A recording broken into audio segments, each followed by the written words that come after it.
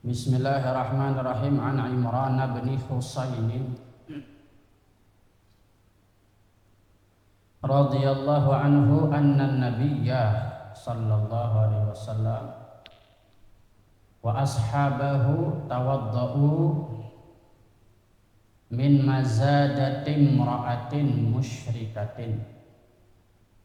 Anna an-nabiyya sallallahu alaihi wasallam wa ashabahu tawadda'u min mazadati imra'atin musyrikatin. Muttafaqun alaih. Bismillahirrahmanirrahim. Bismillahirrahmanirrahim. An Imran bin Husain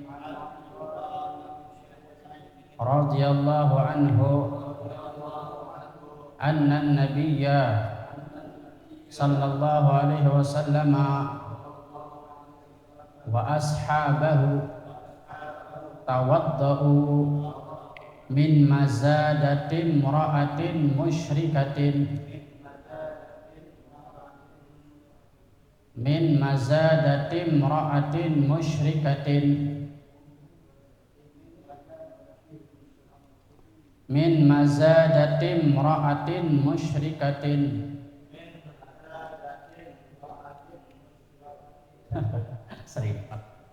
min mazadati imra'atin musyrikatin. Itu min mazadati ketemu imra'atin disambung min mazadati imra'atin musyrikatin. Muttafaqun alaihi. Alhamdulillah, sampai kita pada hadis ke-20. Sudah lumayan lah, hadisnya semua ada 290, tinggal 270 hadis lagi. Tinggal. Perhatikan Imrana kalau ada alif nun itu Imran ya. Kalau ada alif nun Imran, kalau tidak ada alif nun Umar. Kalau ada alif nun Imran, kalau tidak ada alif nun Umar. Kalau ada waw Amr. Kalau ada alif Amran. Perhatikan. Ada Imran, ada juga yang namain orang Amran. An Imrana. Kalau ada waw di sampingnya Amr. Amrun. Kalau ada alif Amran. Kalau tidak ada alif nun, tidak ada waw Umar. Perhatikan bahasa Arab. Maknanya sama aja, satu makna. Artinya makmur. Umar itu makmur. Orang yang kebaikannya banyak, Umar. Imran juga sama, orang yang makmur dengan kebaikan.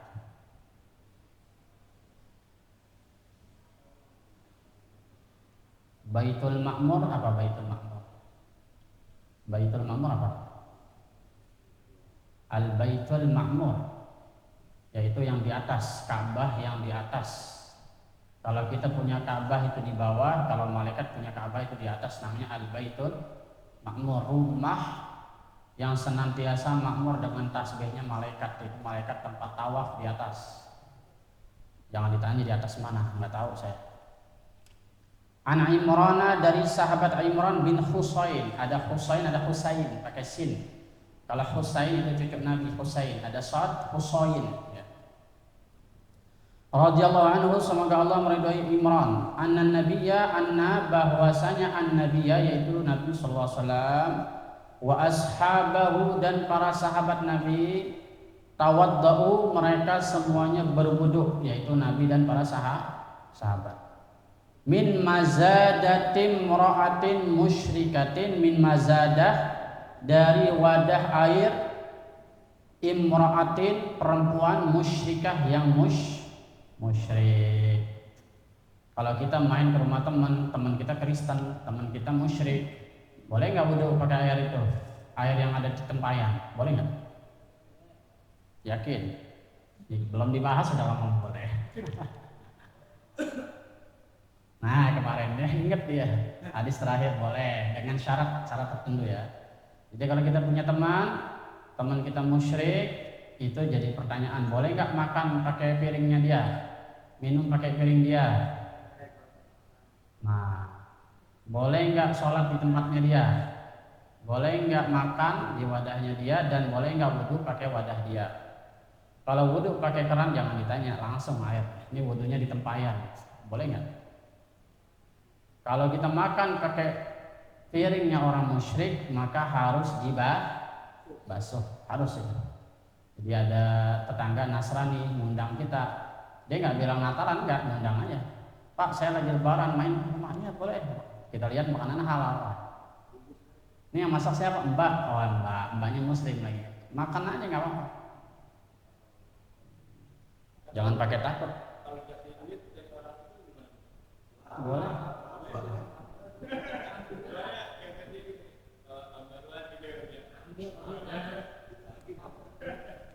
Telur buaya halal apa haram?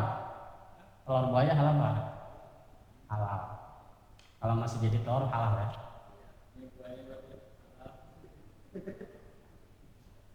Jangan ditanya dia dapat duit dari mana, jangan ditanya. Kita aja orang Islam belum tentu halal duitnya. Kita aja orang Islam gelasnya belum tentu suci, ya kiasnya begitu. Tapi karena hukumnya musyrik, biasanya orang musyrik kagak paham syariat. Kalau orang Islam kita harus husnuzon, ini nggak boleh ditanya. Ente belajar fikih nggak? Jangan gitu ya. Namun ribet banget sama. Belajar di mana sih dok? Hah? Boleh, sampul. Iya boleh. Hah?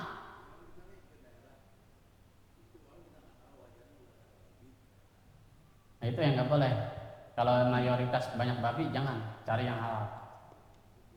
Nanti kita cari logo halal. Itu yang dikhawatirin. Dah, sekarang syarah hadis. Hadzal hadis qit'atun min hadisin tawil. Ini hadis panjang sekali katanya, ya. Ini hadis panjang sekali. Walafdhu anna Rasul ba'atsa 'aliyan wa akhara ma'ahu.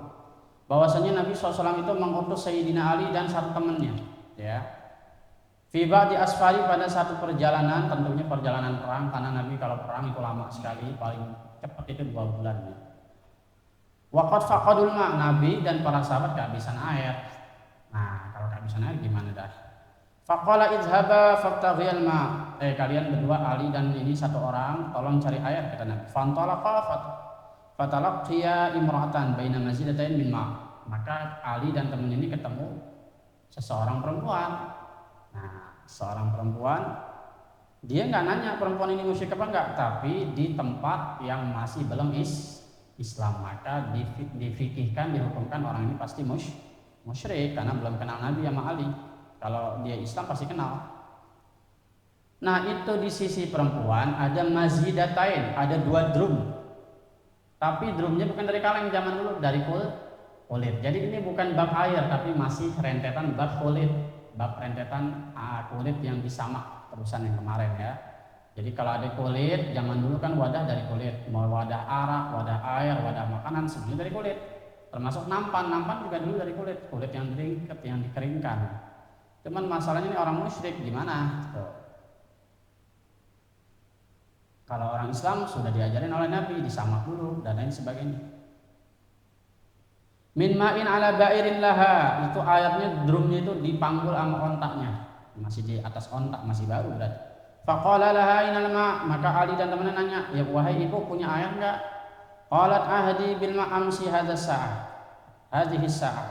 Kata ibu, saya ngambil air kemarin, sampai hari ini saya belum pakai.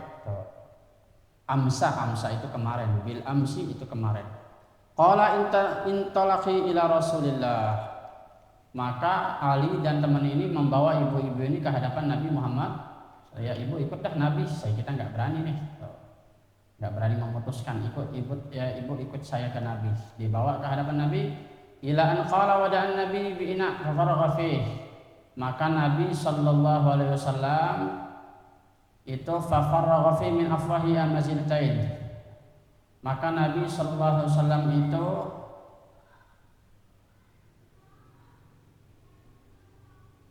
meminta air tersebut, fafarragha min afwahi al-mazidatain. Maka Nabi sallallahu alaihi wasallam itu meniupkan kepada awadah tersebut, ya, sebagai isyarat maksudnya. Wa nudiya finnas isqu wastasqu fasaqa.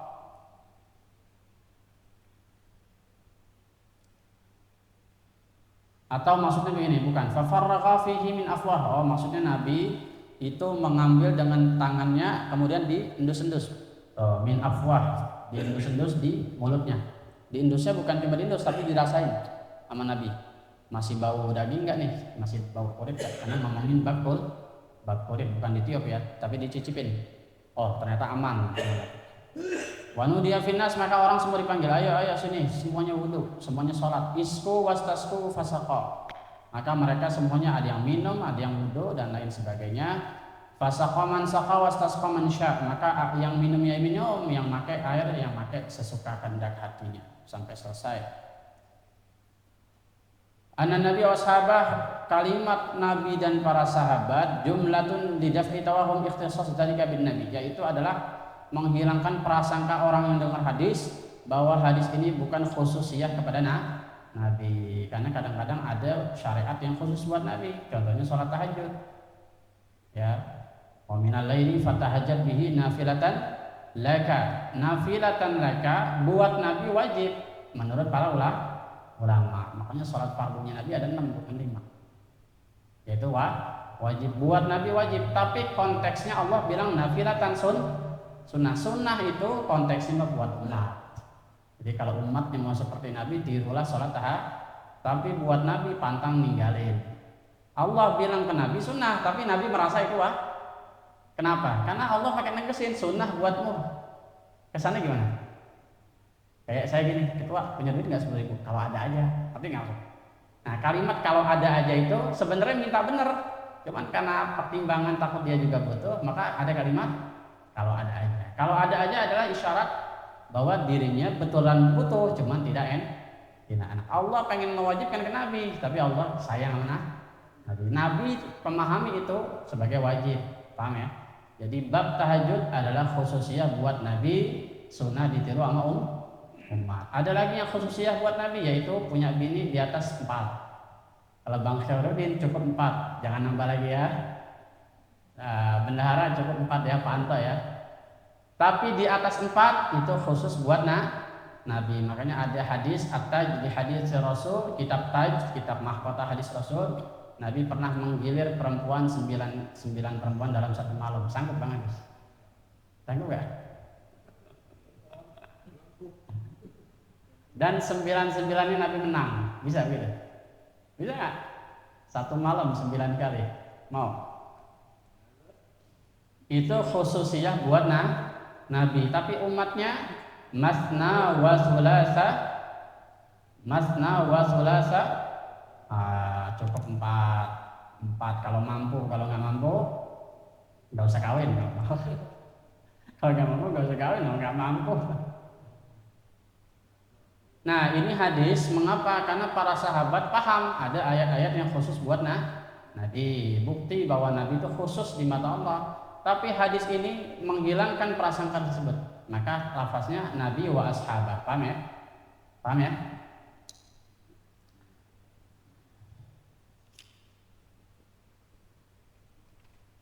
Mazadatain tasniyah mazadah wa hiya ar-rawayah. Wa la takun illa min jildain taqum bi salasin bainahuma tatassa.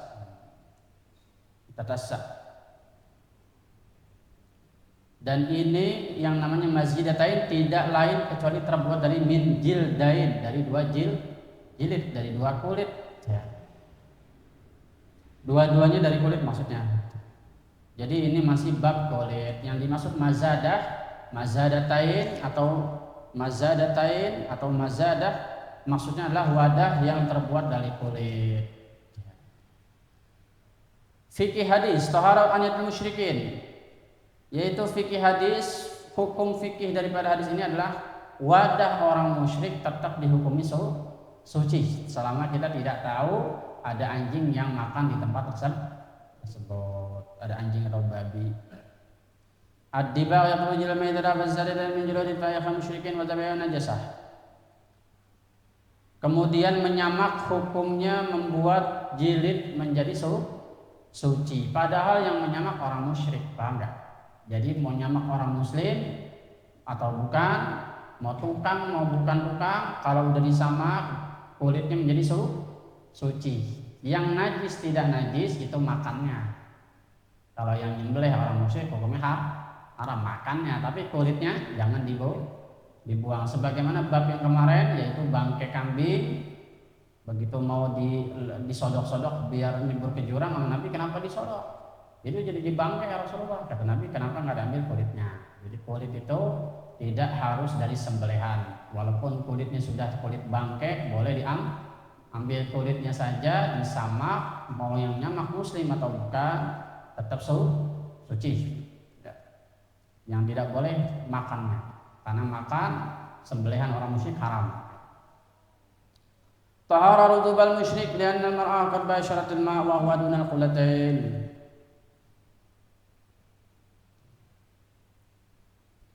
Nah, itu juga hukumnya suci apabila ada orang musyrik megang itu air ya, padahal airnya dunal qullatain, bukan dua kula. Oh, berarti satu wadah itu di bawah 70 cm. Jadi satu wadah ini ceritanya di bawah 70 kali 70 kali 70. Lebarnya, panjangnya, tingginya kurang dari itu, dianggap tidak kulatain, tidak dua kula. Dan itu pasti orang musyriknya itu pasti udah nyentuh. Hukumnya dianggap tetap suci selama jilidnya suci dan jilidnya tidak ada lagi bau gaji atau bau daging. Paham ya? Jadi kalau main ke rumah orang musyrik, kalau kita yakin suci, kita cium, kita menurut suci. Ya. Tapi kalau kita lihat dia miara anjing, miara babi, maka kita hindari. Sama hadul dinul Islam ini adalah bukti, yaitu dinul Islam, bukti toleransi agama Islam. Jadi jangan bingung. Yang hati-hati kalau kita makan, hati-hati kalau kita makan di tempat yang kita nggak tahu campur tangan itu. Nah, sedikit lagi, Amran bin Husain al-Khuzai Abu Najid aslam am Khaybar. Ini Amran bin Husain masuk Islam pada zaman perang Khaybar. Perang Khaybar adalah perang melawan Bani Quraisyah ya. Atau melawan orang Yahudi. Khaybar, perang yang lawan benteng, ada bentengnya. Wa kana min ulama is-sahabah. Beliau Amran bin Husain adalah ulama dari para sahabat. Beliau levelnya sama Abdullah bin Abbas, ulama ahli ilmu, pintar. Iktazalal fitnah, beliau menghindari fitnah, yaitu perang Sayyidina Ali melawan Siti Aisyah. Jadi Sayyidina Ali pernah perang melawan Siti Aisyah, sepupu Nabi, mantunya Nabi, melawan istrinya Nabi pada perang Jamal. Dan sahabat Amran bin Husain ini tidak ikut-ikutan, tidak mau membela Ali, tidak mau membela Aisyah. Jadi biasa yang salah paham dari dulu. Ini bininya Nabi, punya Nabi perang. Namanya perang Jamal, perang kontak. Tapi Sayyidina Ali memerangi Aisyah bukan bermaksud memerangi atau membunuh, tapi menyelamatkan Aisyah dari serangan orang-orang yang membabi buta. Ya, dengan cara Aisyah ini udah salah paham sama pasukannya Ali, maka Ali menyelamatkan Aisyah. Dan Aisyahnya diculik sama Ali, Sayyidina Ali diculik sama Sayyidina Ali, diselamatkan tapi dengan cara diculik. Jadi orang-orang yang menandu Siti Aisyah itu dipanah, setelah mereka tumbang Aisyahnya dibawa lari. Nah, dikasih pengertian bahwa Aisyah sudah salah paham masalah pembunuhan Sayyidina Utsman. Jadi pembunuhan Sayyidina Utsman menimbulkan fitnah sangat besar. Seberapa orang menyalahkan Sayyidina Ali. Sayyidina Ali lah yang bertanggung jawab terhadap pembunuhan Sayyidina Utsman. Itu panjang. Itu i'tazalal fitnah. Jadi ada sahabat yang ogah ikut-ikutan perang, salah satunya Amran bin Husain. Dan itulah sikap ulama. Sikap ulama tidak boleh memihak kepada apapun. Rawa 130 hadis rawa anhu Ibnu Muhammad wal Hasan. Wa tala umruhu. Beliau umurnya panjang sekali katanya. Wa kanatil malaikat sallallahu alaihi. Malaikat pernah salam kepada beliau, Amran bin Husain. Melalui Nabi pasti ya. Jadi Nabi pernah mengabarkan kepada Imran bahwa malaikat salam kepada beliau. Kalau malaikat salam sama beliau mananya apa? dijamin masuk surga.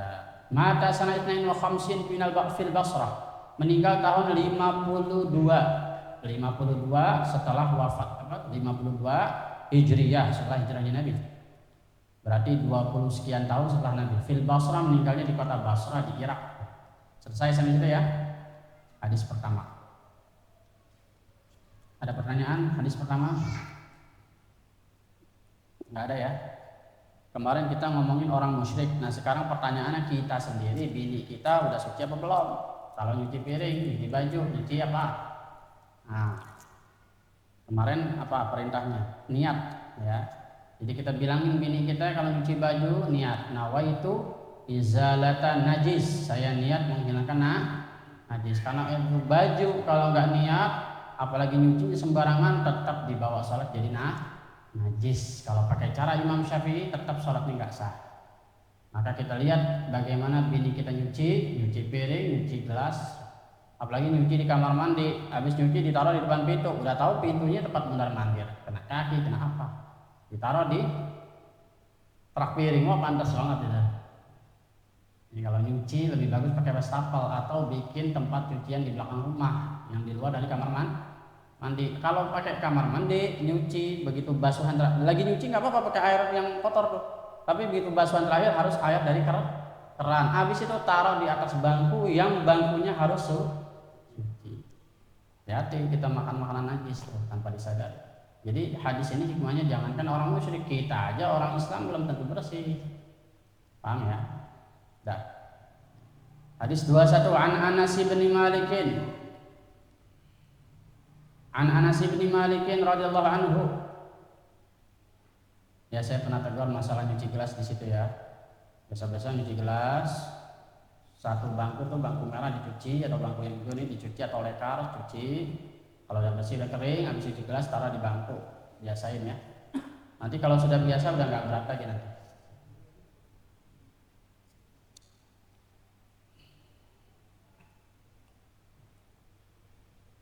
Anna qadahan Nabiyyi sallallahu alaihi wasallam inkasara. Anna qadahan Nabiyyi sallallahu alaihi wasallam inkasara. Fattakhadha makana sya'bi silsilatan min fiddatin. Akhrajahul Bukhari. An Anas bin Malik, dari sahabat Anas bin Malik. Anas bin Malik adalah sahabat yang umurnya juga panjang ya. Beliau ketika masa tuanya mendekati 100 tahun melihat sendiri kepala Sayyidina Husain dimainin sama pasukan. Kepala Sayyidina Husain cucu Nabi dimain-mainin, disodok-sodok matanya, rambutnya, dilecehkan oleh sahabat pasukan Yazid bin Muawiyah pada selesai perang Karbala. Beliau Anas bin Malik mengatakan, mengapa kalian menghina cucu Rasulullah? Kalau badan saya masih segar pasti kalian saya pukulin. Pasti kalian saya pukulin. Jadi umur beliau panjang juga ini. Karena Anas bin Malik masuk Islam masih sangat muda, masih seumuran sultan masuk Islam ya. Anas bin Malik pernah membantu Rasulullah. Anna bahwasanya qadahan Nabi wadah atau cerek. Cerek tahu nggak cerek? Buat masak air. Ya, panci. Anna qadahan Nabi atau panci atau cerek atau ketel. Ya, ketel. Ketel zaman dulu bukan cuma buat masak air ya. Ketel zaman dulu bisa langsung buat minum. Tahu nggak cerek yang buat ngeliwat tuh? Nah, panci kayak teflon magicom yang ada pegangannya. Itu zaman dulu Nabi itu minum begitu. Nabi minum, bininya minum, semua minum di situ. Jadi sunnah kita minum dari cerek, ya, satu keluarga satu wadah, minumnya mulutnya di situ semua. Itu sunnah untuk menambah keberkahan. Dan juga nggak banyak perabotan di rumah, tujuannya gitu. Jadi Nabi itu punya sunnah satu wadah seharian dipakai buat minum sekeluarga. Kita biasain tuh ya, kalau makan sama bini sama anak pakai nampan, kalau minum pakai cerek, minum biasain. Sehingga doa kita kepada anak-anak, kepada istri itu nyambung, bukan cuman dari doa, Bukan cuma angkat tangan, bukan cuma selesai sholat, tapi juga dari pendidikan setiap hari di rumah. Ya. Saya dari itu kalau makan pasti pakai nampan. Kalau lagi pakai piring lagi berantem doang, itu juga jarang. Kalaupun berantem, tetap maksa masing-masing makan, karena kalau makan sendiri udah nggak ada rasanya, nggak enak, karena biasa pakai nampan. Kalau pakai nampan makannya serakah. Satu magicom pasti habis tuh kalau makan nampan. Dari dulu 10 tahun lamanya saya nggak pernah makan pakai piring kecuali dalam keadaan berantem. Berantemnya udah kebangetan berantem. Itu jarang, langka. Itu saya pertahankan itu. Jadi di situ doa kita juga nyambung ya. Bahkan ketika kita nyuci beras, kata Habib Umar bin Hafiz, kalau nyuci beras biasain bini kita itu nyuci beras sambil baca inna anzalnahu fi lailatul qadri 11 kali. Baca surat itu, bukan ayatnya, suratnya sampai habis. Hatta matla'il fajr, baca 11 kali. Kalau bacanya udah 11 kali, insya Allah nyucinya bersih karena lama kan. Jangan asal nyuci, gabahnya masih banyak. Kalau zaman dulu beras kan kotor-kotor, gabahnya masih banyak. Kalau sekarang beras rata-rata bersih ya. Nah itu baca 11 kali. Buat apa? Buat melembutkan hati yang makan, hati anaknya, hati lakinya. Kita doa bini mustajab. Nah bini kita ajarin tuh, ajarin hal-hal kecil kayak gitu. Kita bawa sunnah Nabi ke rumah kita adem. Jarang ada namanya konflik karena Nabi itu kita bawa bener ke rumah. Kita sering berantem sama bini hal-hal nggak jelas karena setan mulu isinya. Kita biasain bawa energi negatif, positif, yaitu sunnah-sunnah Nabi. Anna qadahan Nabi, bahwasanya wadah atau cerek Nabi inkasara itu pernah pecah. Fattakhadha, maka Nabi menjadikan maka nasya'bi, tempat yang bolong yang pecah daripada cerek itu, silsilatan, cincin, min fiddatin, dari perak. Jadi disambung cerek tersebut yang pecah, dicincin, diikat pakai perak. Ya, jadi babnya di sini bab membuat cincin dari perak atau menambal wadah yang pecah ditambal pakai perak, boleh atau tidak? Kan kemarin konteksnya apa yang sebelum itu? Tidak boleh makan dengan wadah emas dan perak. Nah sekarang Nabi menambal panci yang pecah pakai perak, berarti babnya kalau menambal boleh, kalau menambal boleh. Nah perak di sini dikiaskan juga dengan emas, makanya ada nenek-nenek giginya ditambal pakai emas, itu boleh. Ya. Dan kalau mati dikuburin jangan dicabut. Emas tadi azab, emas diazab. Kalau buat perhiasan itu nggak apa-apa. Jadi perhiasan yang biasa dipakai di dunia boleh dibawa mati. Nah kuburin kayak orang Cina, kasih beton biar nggak dicuri orang. Bini kita punya gelang sampai seketek gini misalnya, itu mati, kata Mas, kamu kalau saya mati ini emas jangan dijual ya, kuburin barang sama saya, boleh. Jadi perhiasan yang setiap hari ya, perhiasan yang jarang dicopot, yang setiap hari dipakai, begitu mati boleh dibawa, kalung, gelang, gigi, gini. Giginya dari emas, tambal. Begitu meninggal boleh, dengan syarat keturunannya ridho semua. Begitu doang ya, ada gigi doang. Berapa sih? Paling 500.000. Kasih. Jangan berebut. Ini kuburan neneknya digali. Oh ya saya ingat nenek kan gigi emas digali. Dasar cucu bangor. Nah itu dalilnya banyak. Salah satunya kemarin jubah Nabi. Ya, jubah Nabi, rambut Nabi itu sering dipakai buat ulama-ulama tuh nguburin dirinya. Begitu juga kita punya baju gamis, mau dipakai pas mati nggak apa-apa. Habis gamis baru kain kapan. Dan akhrajahul Bukhari, ini riwayat hadis Bukhari. Gak usah pakai ragu kalau Bukhari yang ngomong, insyaallah kuat. Aqwalur Rasul, saya bahas fikihnya dulu. Aqwalur Rasul af'alu tasyri' li ummati. Perbuatan Nabi menjadi syariat.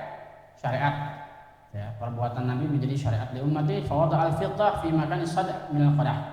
Maka Nabi menjadikan perak sebagai alat nambel untuk wadah yang Wa huwa mawdi'us syak dalil ala ibahati dzalika sama tabib. Itu dinamai dalam ilmu fikih namanya tabib. At-tabib pakai dot. At-tabib. Tabib itu adalah bab menambel. Jadi kalau kita punya panci boleh ditambal pakai emas ya. Jadi kalau emasnya cuma sepuhan, peraknya cuma sepuhan boleh dipakai buat makan, buat minum. Yang nggak boleh adalah emas yang lebih banyak unsur emasnya atau peraknya daripada pancinya, itu nggak boleh. Qodah, apa sih qodah? Tadi kan kita ngomongin qodah, saya bilang kan cerek ya. Ina yarwil isnain wassalasa. Yang namanya qodah adalah wadah yang bisa dipakai minum oleh 2 sampai 3 orang atau dipakai makan. Berarti boleh nampan, boleh panci, apa saja yang muat 3 tangan orang. Kalau gelas kan cuma 1 tangan. Ini 2 sampai 3 orang. Nah, minimal mangkok. Mangkok kalau terbuat dari kaleng, mangkok zaman dulu, kalau pecah boleh tambal pakai emas. Asy'ab sadaq wasyak. Jawaz tabib ina al-maksur bil fiddah. Ini fikih kebolehan menambal wadah pakai perak, termasuk cincin ya. Cincin perak boleh. Masyru'iyat syarf fil qadah. Nah, yang sekarang fikih yang kedua adalah disunnahkannya, disyariatkannya yang namanya minum pakai cerek. Jadi minum pakai cerek itu sunnah. Bukan pakai gelas malah, pakai cerek, diketel minumnya. Sunnah bagus. Tapi jangan di mulut, jadi kokok. Nah, emang Nabi gitu, minumnya itu pakai cerek, blok. Ntar yang lain gitu juga. Makanya kita kalau pramuka persami itu, pramuka Sabtu Minggu pasti diajarin itu ya. Roti habis bekas gigi orang.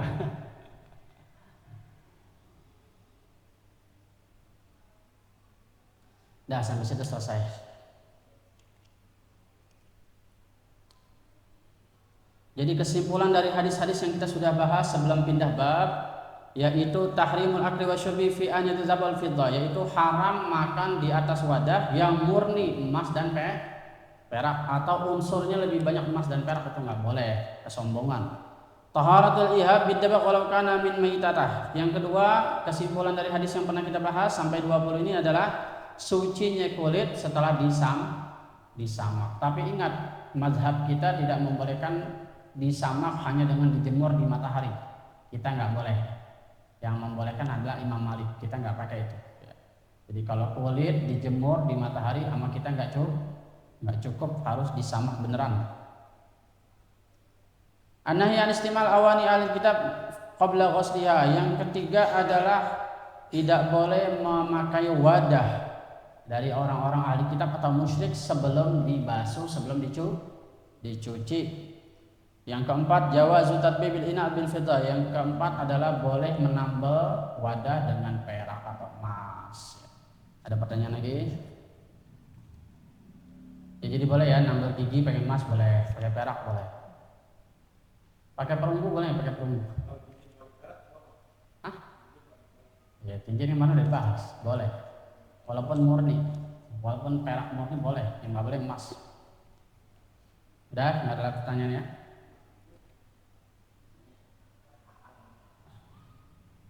Nah, dikit lagi. Hadis kedua-dua. Sekarang bab menghilangkan najis. Lihat. An Anas bin Malik radhiyallahu anhu qala. An Anas bin Malik radhiyallahu anhu qala. Su'ila Rasulullah sallallahu alaihi wasallam. Su'ila Rasulullah sallallahu alaihi wasallam anil khamri tuttakhadhu khallan. Anil khamri tuttakhadhu khallan. Faqala la. Akhrajahu Muslimun wa qala hasanun sahihun. Udah? An Anas bin Malik, dari sahabat yang sama yaitu Anas bin Malik radhiyallahu anhu qala, berkata beliau Anas bin Malik, su'ila Rasulullah SAW, Rasulullah pernah ditanya anil khamri tuttakhadhu khalan, dari alkohol yang dijadikan cuka, boleh atau tidak? Nah, khamr dijadikan cuka dengan proses tangan manusia. Faqala la, maka Rasulullah melarang, enggak boleh. Kalau khamr dijadikan cuka secara sengaja itu tidak boleh. Yang boleh adalah cuka yang dari khamar tanpa campur tangan manusia. Punya khamar zaman dulu, ini zaman dulu, nggak tahu kalau sekarang. Zaman dulu itu khamar murni ya, murni bersih tanpa ya kayak sekarang kita nggak tahu lah teori khamar kayak gimana. Jadi khamar murni yang dari buah, dari anggur udah kelamaan, tahu-tahu jadi cuka. Satu saat sahabat nih, ada sahabat fakir ngundang Nabi makan. Ini sahabat nggak tahu kalau bininya nggak masak, dia lupa. Lewat Nabi pulang dari masjid diajak aja mampir. Rasulullah mampir ke rumah ya. Makan ya Rasulullah, makan. Begitu disediain gandum atau apa, kata bininya bisik-bisik, kita nggak masak hari ini. Loh kamu nggak masak? Emang apa ya? Lagi habis lauk. Adanya cuka doang, cuka. Dikeluarin. Ya Rasulullah, bagaimana hukumnya cuka? Maka Rasulullah langsung nuang itu cuka, dicampur sama gandum. Kata Rasulullah, ini sebaik-baik makanan, sebaik-baik lauk. Jadi cuka itu sebaik-baik apa? Sebaik-baik lauk. Kalau makan pakai cuka, biasain. Kalau di pesantren nih ada mangkok, itu diisi garam. Terus diirisin, diguntingin cabai rawit dikit-dikit, nggak usah banyak-banyak. Habis itu sampingnya cuka. Jadi sebelum makan garamnya digilat. Jadi kalau mau sehat masaknya nggak usah pakai garam, garamnya di situ. Berani nggak? Belajar dari sayur bayam. Belajar dari sayur bayam, sayur bening tanpa garam, makannya di situ. Itu sehat. Ya, emang makanan sehat kagak enak. Jadi kalau di pesantren makannya nggak pakai garam, garamnya malah di luar. Jadi yang bikin penyakit, bikin keringat bau, bikin pilek, bikin sinus itu adalah kebanyakan garam. Masaknya kebanyakan garam. Kalau mau sehat garamnya jangan ikut dimasak. Jadi yang penyakit itu garamnya kalau dimasak. Tapi sekali lagi kalau kebanyakan, kalau orang kita kan udah biasa masak pakai garam. Kalau orang bule garamnya di luar. Itu sehat, sunnah ya. Jadi kalau di pesantren itu kalau makan pasti ada garam pakai mangkok itu atau cuka, dijilat-jilat. Nah, kadang-kadang kita kalau baru mulai makan apalagi makanannya asam, begitu kita makan karena mulut belum bersih tiba-tiba cus gini nih. Kayak apa itu? Nyetrum. Ya, karena nggak dicocolin garam dulu.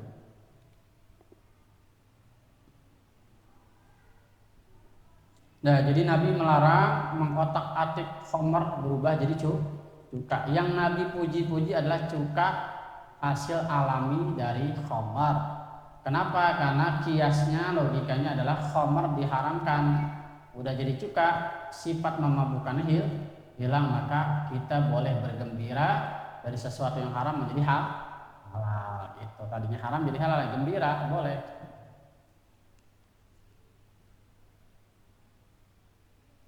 Nataqa Rasul bi jibalin hafzat arif falaha izat wa ibarat falaqad su'ila an takhil khamar. Semua perkataan Nabi adalah peringatan dan nasihat dan semuanya dicatat oleh sejarah. Su'ila an takhil khamar fa pada bi adami jawaziha. Maka Nabi pernah ditanya soal merubah khamar menjadi cuka, maka Nabi mengatakan tidak boleh. Wa qad awala al-a'immah rahimallahu hadzal hadis kula bi ra'yi wa tarki dzalika muwaddihan fi fiqh hadis. Maka para ulama fikih menjadikan ini fikih hadis ya. Izalatan najasa min wajibat asy-syar'iyyah wa najasat kulla mustaqzar. Wa syar'an mustaqzar yamna' sihhat as-salat aina la murakhis. Jadi yang namanya najis itu menghalangi sahnya salat. Ini dalam satu pendapat.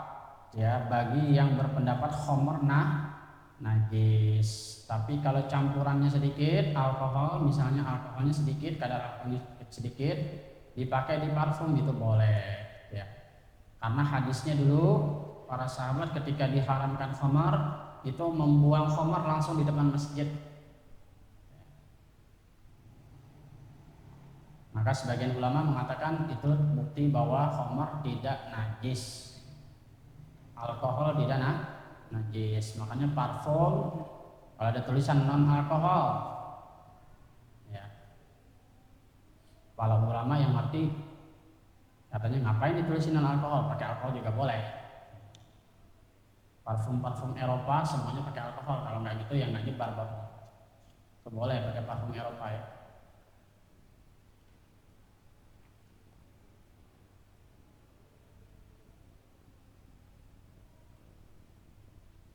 Udah azan ya? Nggak ada pertanyaan kan? Al-khamar muannas wa qad yalqana ta wa ta fi haqiqati allazi alaihi al-jumhur annahu ismun likulli muskir. Yang namanya khamar, sekali lagi dikit lagi.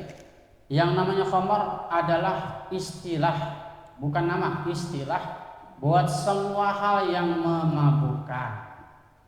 Jadi khamar apa? Yang memabukkan. Kalau main game online mabok kagak kenal waktu sholat namanya khamar, haram tetap. Paham ya? Narkoba dimasukkan ke kelompok khamar. Pil kek, mau daun kek, mau asap, mau bumbu, mau sabu, itu semuanya khamar, dikiaskan menjadi khamar. Hasanun sahih, wallahu a'lam bishawab. Ada pertanyaannya?